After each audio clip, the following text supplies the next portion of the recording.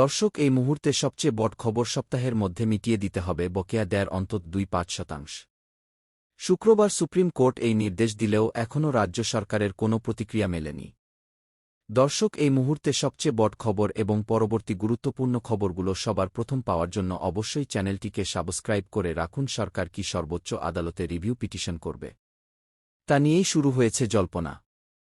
এই আবহে বকেয়া ডিএ নিয়ে সুপ্রিম কোর্টের নির্দেশের পর প্রথম প্রতিক্রিয়া দিলেন মুখ্যমন্ত্রী মমতা বন্দ্যোপাধ্যায়।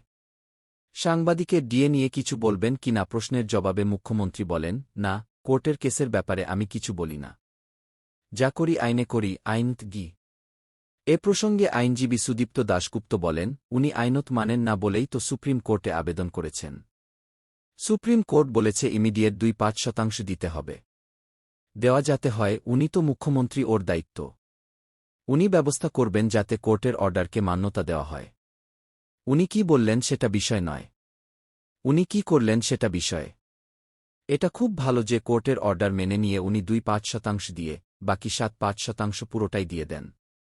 কারণ পুরোটা দেওয়ারই অর্ডার আছে কোর্টের গি। কতদিনে সরকারি কর্মচারীদের বকেয়া ডিএর 2.5% দিতে হবে নবান্নকে? নির্দেশনামায় স্পষ্ট করে দিয়েছে সুপ্রিম কোর্ট, যেখানে বলা হয়েছে আগামী 6 সপ্তাহের মধ্যে মিটিয়ে দিতে হবে বকেয়া দেয়ার অন্তত 2.5%। শুক্রবার বিচারপতি সঞ্জয় করল ও বিচারপতি সন্দীপ মেহতার বেঞ্চে শুনানি চলাকালীন রাজ্য সরকারের আইনজীবী অভিষেক মনু সিংভি বলেন, 5% বকেয়া দেয় মিটিয়ে দিতে গেলে বিপুল পরিমাণ টাকার প্রয়োজন হবে। রাজ্য সরকারকে 4,000 কোটি টাকা মেটাতে হবে। এই বিপুল টাকা দিতে গেলে রাজ্য সরকারের কোমর ভেঙে যাবে। এরপর বিচারপতি বকেয়া দেয়ের 2.5% মিটিয়ে দেওয়ার নির্দেশ দেন। কিন্তু সেই নির্দেশ নিয়ে এখনও রাজ্য সরকারের কোনো প্রতিক্রিয়া মেলেনি। সরকার কি সর্বোচ্চ আদালতে রিভিউ পিটিশন করবে, তা নিয়েই শুরু হয়েছে জল্পনা।